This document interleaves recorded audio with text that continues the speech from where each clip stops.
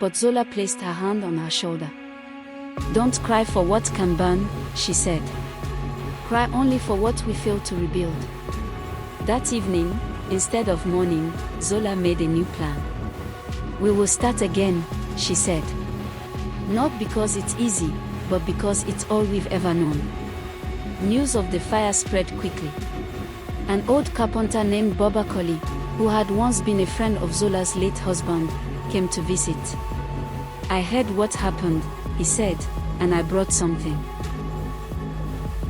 He unloaded planks of wood, nails, and a hammer. "I cannot give you money," he said, "but I can give you tools." With his help, Zola built a sturdier stall with a roof that wouldn't catch fire easily.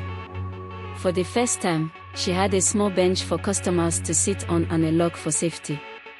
The new stall wasn't just stronger, it was a symbol of second chances.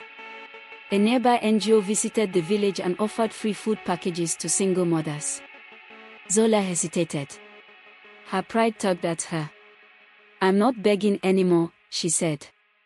But when she saw the hungry eyes of a toddler clinging to his mother, she understood. She walked up, filled the form, and received beans, maize, and soap. She shared part of it with another widow who had no children but also no income. "Today we take," she said, "tomorrow we give." Zola taught her children that dignity wasn't in refusing help, it was in what you did once you had enough. Amani entered a school competition to design a new school building for rural children. Her drawing showed a roof shaped like a dove, classrooms made of clay bricks, and a tree planted in every corner. She titled it, "A School Called Tomorrow."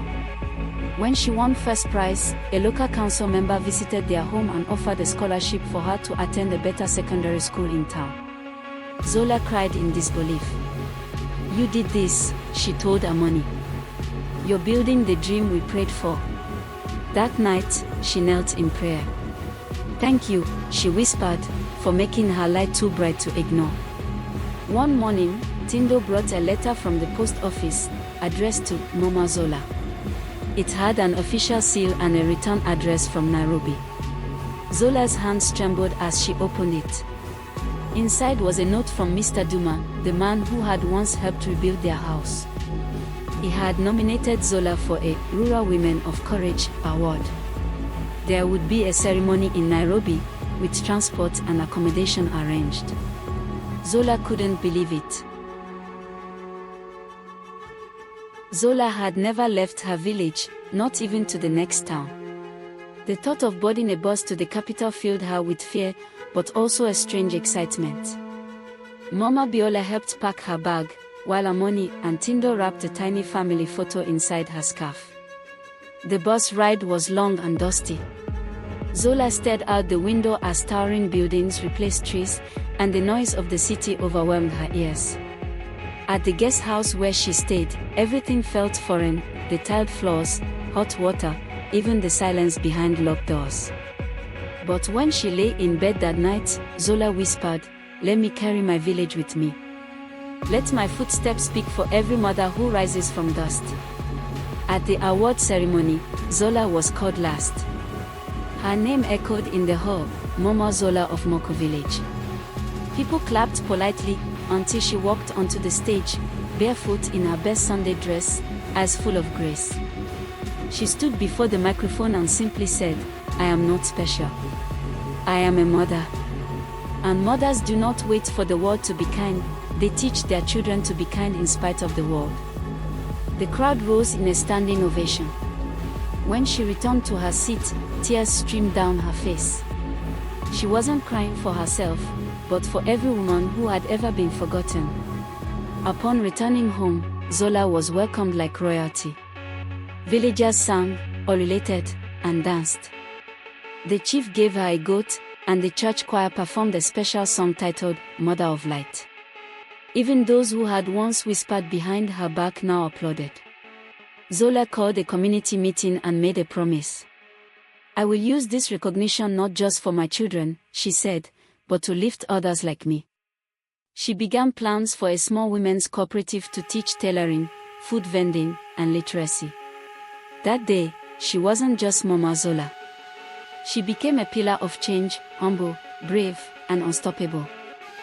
He's losing his path. That evening, Zola sat him down under the mango tree. You must find your own fire now, she told him. Don't live in your sister's shadow, create your own light. The next day, Tindo began waking early to study. He stopped skipping class and joined the school drama club, where he discovered a gift for storytelling. Slowly, his confidence returned. Zola's cooperative launched with 6 women. They met under a giant baobab tree with one sewing machine and fabric scraps donated from town. At first, they made handkerchiefs and aprons, selling them at the market. Word spread, and soon they received an order from a primary school for uniforms. Zola trained each woman with patience, sharing everything she had learned. If I rise alone, I rise small, she said. If we rise together, we shake the sky. The sewing machine hummed like a heartbeat of hope, and the women began to believe in their own worth. Every month, Zola received a letter from Amoni. Sometimes written in shaky ink, sometimes in perfect script, they told stories of new books, strange food, and dreams of one day becoming a school founder. Zola read them aloud to Tindo at night. She sounds like a star, he would say. Zola always replied, she is. And so are you. Each letter ended with the same words, tell Mama I love her more than sunrise. And Zola always folded the letters carefully, placing them under her pillow like hidden treasures. One evening, a man arrived in the village asking for Zola. He was tall, with sorrow in his eyes. I am Musa, he said, your late husband's cousin. I've come from Tanzania. I heard of you at the Nairobi ceremony. Zola didn't know whether to welcome him or worry. Musa spoke softly, sharing stories of the past, and said he had come to offer help.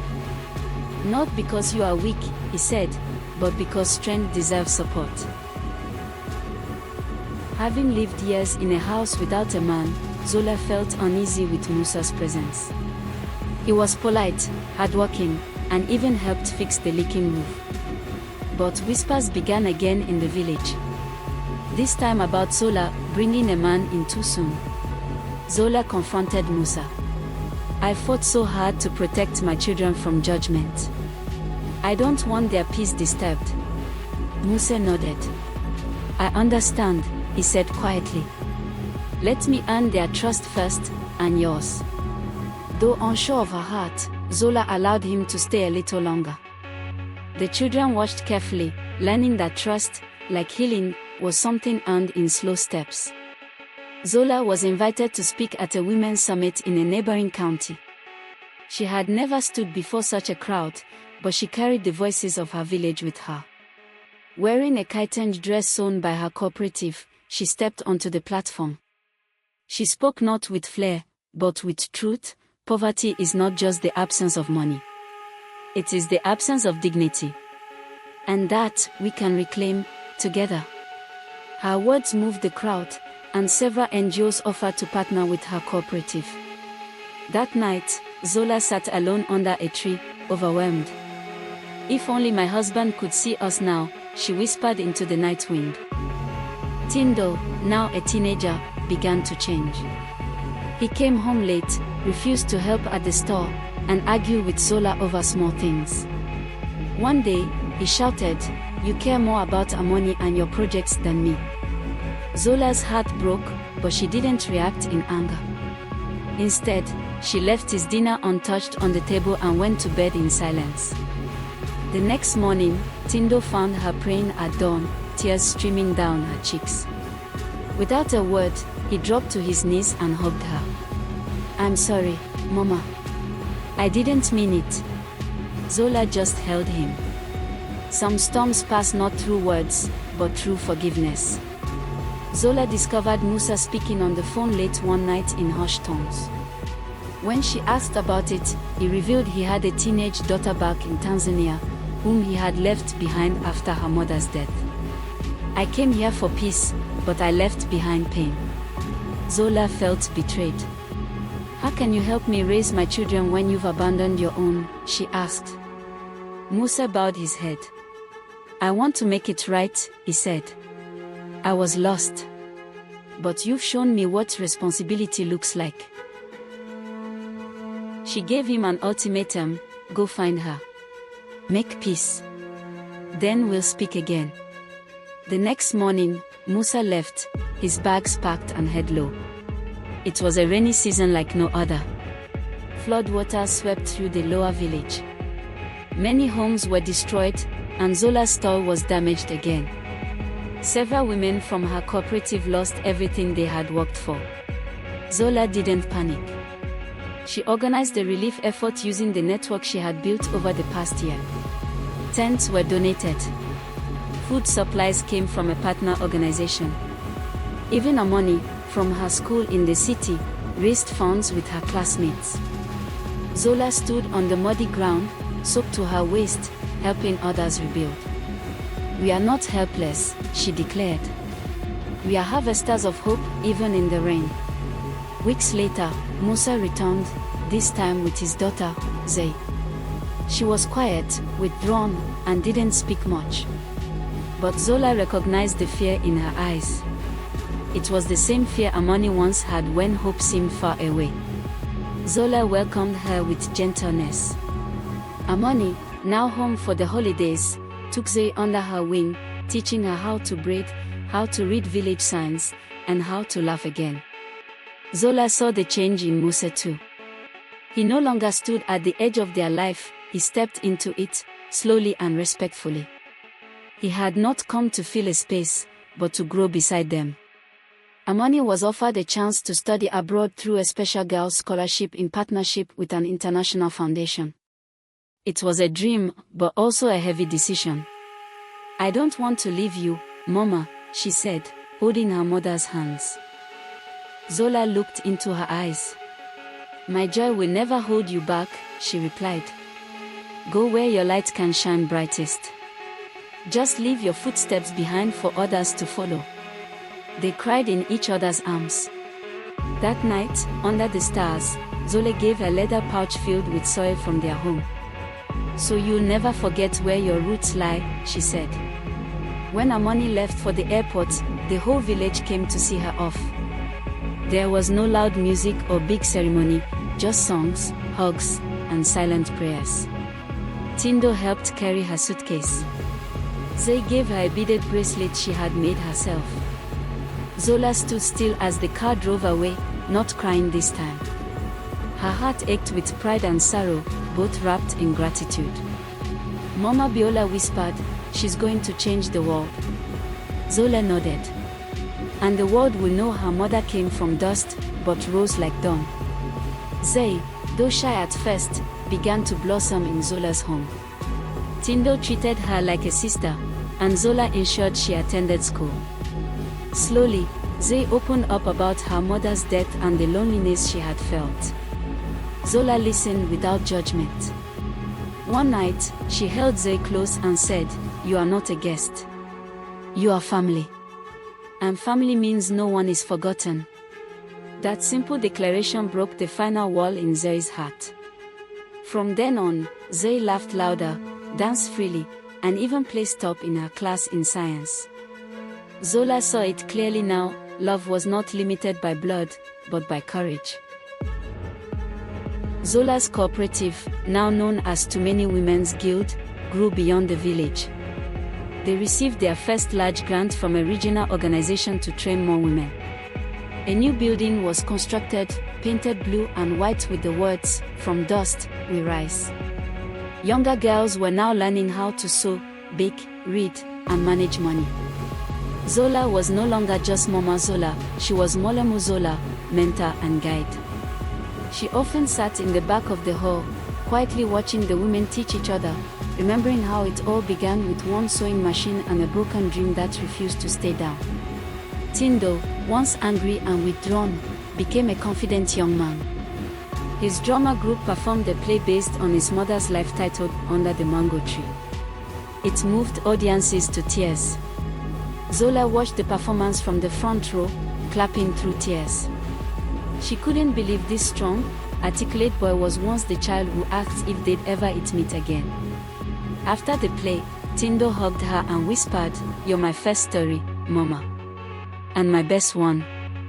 Years had passed. One morning, Zola received a letter from overseas. It was from Amoni. The envelope carried stamps from 3 countries and pages filled with beautiful handwriting. In the letter, Amoni shared that she had completed her studies and was working with an organization building schools across Africa. She was also writing a book, My Mother's Feet, The Journey of a Village Girl. At the end, she wrote, "Tell Tindo to keep writing, please. Tell Zay I still wear her bracelet. And tell Mama, tell her I'm still walking in her footsteps." One quiet afternoon, Musa approached Zola beneath the mango tree. He held a small wooden box carved with the Swahili word imani, faith. Inside was a simple ring carved from bone and silver. "I don't offer you riches," he said.